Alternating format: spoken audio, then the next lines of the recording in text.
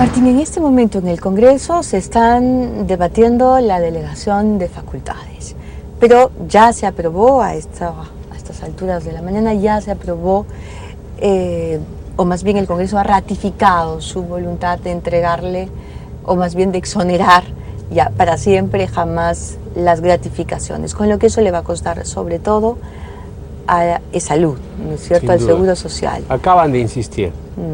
Que es el término parlamentario que se usa, acaban de insistir, y creo que desgraciadamente se va a afectar mucho la viabilidad de salud.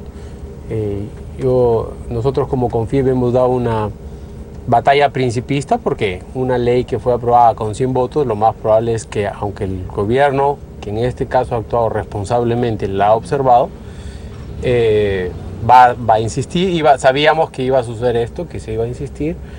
Pero lo que lamentamos es que en el fondo son los asegurados los que van a sufrir las consecuencias. Ya en los últimos años se han dejado de percibir cerca de 4.000 millones. Si nosotros hubiéramos dedicado esos 4.000 millones a hacer infraestructura, Salud podría haber construido 5.000 camas más. O sea, digo construido porque estoy haciendo una referencia a hospitales. Hoy Salud tiene 9.500 camas, es decir, podrían haber hecho 50% más de la infraestructura actual. Entonces a nosotros como CONFIEP nos preocupa la calidad del servicio de salud para nuestros trabajadores, y vamos a hacer del tema de salud y de la salud en general, así como ya hemos hecho del tema de educación, un tema estratégico para nosotros.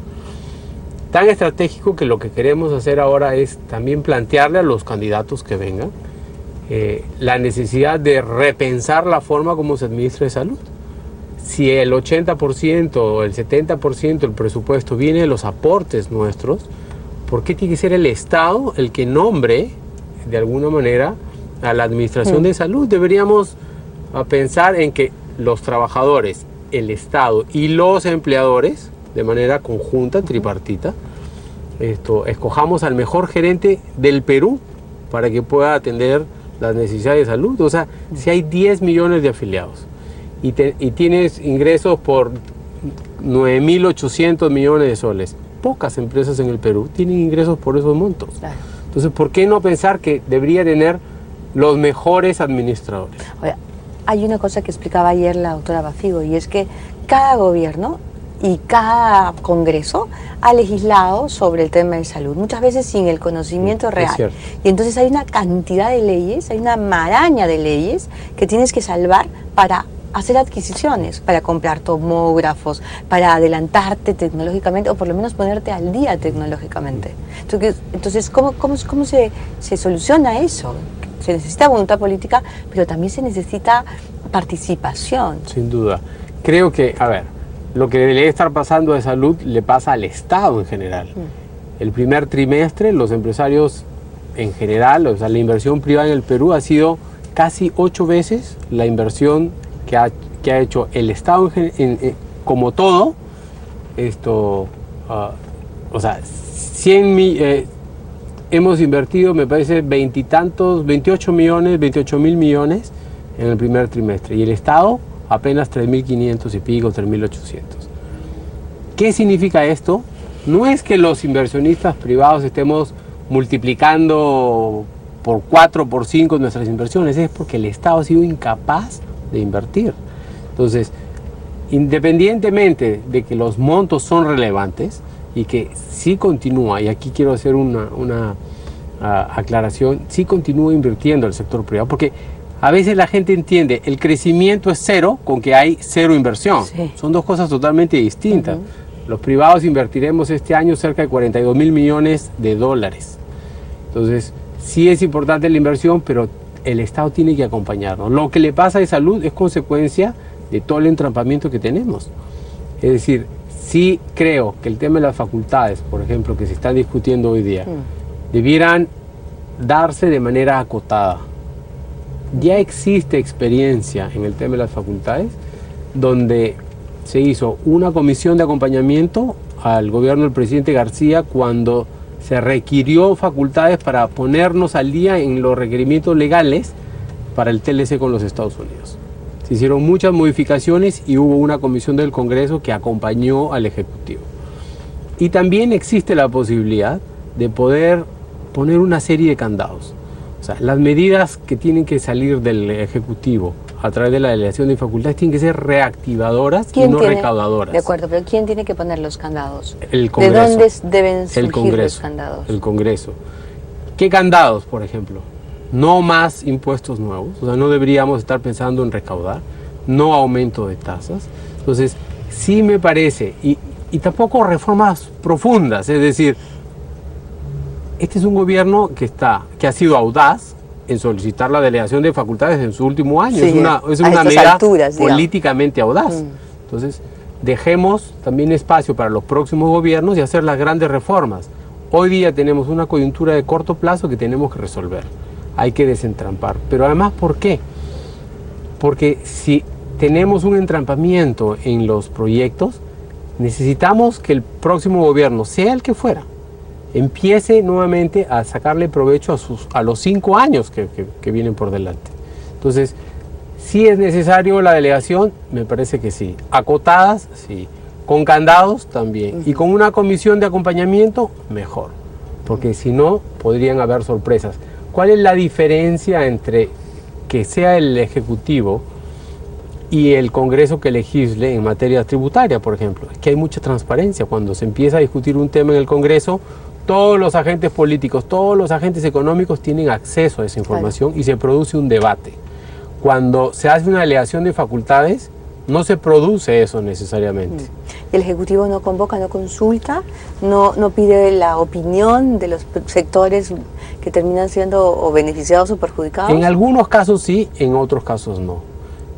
Por eso es una delegación de facultades. Y creo que una comisión de seguimiento sería un excelente mecanismo para que haya algún nivel de entendimiento entre el Congreso y el Ejecutivo. ¿Quién debería integrar esa comisión? Quizás un representante, digamos, de cada una de las bancadas, que se sientan cómodos, y quizás estos representantes podrían provenir de la Comisión de Economía del Congreso, ¿no? Entonces sí le daría mucha... que conoce le daría mucha prestancia y además mucho conocimiento. Y recordemos que después de la delegación de facultades es la Comisión de Economía, es la Comisión de Constitución la que tiene que decir si hay o no inconstitucionalidad sobre las normas. Pero sin dejar de decir que es la Comisión de Constitución la que dice si hay inconstitucionalidad o no, será el Pleno o el Congreso el que posteriormente, si cree que hay alguna norma que no es conveniente, la puede derogar, como cualquier otro, digamos, proyecto de ley que salga y que ellos no estén de acuerdo, ¿no? Entonces sí creo que una comisión que venga acompañando la delegación podría ayudar muchísimo, ¿no? Hablemos ahora un poco de la economía. Se ha reducido el consumo y se debe al sobresalto político. Evidentemente hay una retracción, ¿no es cierto? Pero también hay un permanente sobresalto político. Digamos, podríamos decir que la gran mayoría de los ciudadanos, por lo menos un 80%, si no es un poquito más, está esperando que se termine este gobierno. Y entre tanto, mientras espera, prefiere no moverse demasiado, no gastar, y en eso todo se para, y se está parando.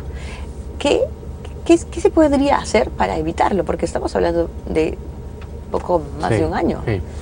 A ver, hay mucho ruido político, lo he dicho en varias oportunidades. Pero es inevitable. Creo que en una campaña, pre-campaña, porque todavía no estamos en la campaña propiamente, para una pre-campaña es demasiado ruido. Llevamos meses hablando de temas de corrupción, de escándalos, de insultos, de tweets. O sea, realmente lo que genera esto es una ansiedad, desconfianza, que afecta más a los pequeños inversionistas, a los pequeños a los empresarios que a los grandes, porque los grandes están acostumbrados a estas cosas. Los proyectos muy grandes duran en construcción 3, 4, 5 o 8 años, por lo tanto saben que hay un ruido político que es natural y se quedarán por 30, 40 años más. Entonces, lo que tenemos que hacer es tratar de moderar todos, ¿no? nuestro actuar, empezar a ser un poco más propositivos. Bienvenida a las denuncias de corrupción que hayan, vengan de donde vengan, que se investiguen y que luego vayan al foro que le corresponde, al foro policial, al foro judicial, al foro de la fiscalía, pero tenemos que hablar de cómo reencontrarnos con las cosas que quiere la población, seguridad y crecimiento económico. Es que el sobresalto en efecto toca a los empresarios, a los inversionistas, pero está tocando y ya tocó al consumidor. Sí. Y el consumo nos salvó en la crisis anterior, el consumo interno nos salvó en la crisis económica internacional anterior, pero ahora... A ver, sí es cierto que hay cierta debilidad en el consumo, pero creo que tenemos una clase media hoy día que esto nos puede ayudar de manera importante. Las medidas que se dieron, por ejemplo, de reducción de gastos de impuesto a la renta, ha ayudado mucho. El tema ahora de la exoneración de las gratificaciones temporal hubiera sido mejor que las permanentes, pero ahora en julio la gente va a tener un poco más de ingresos porque no van a tener descuentos. Martín, muchísimas gracias por estos Martín, minutos. gracias.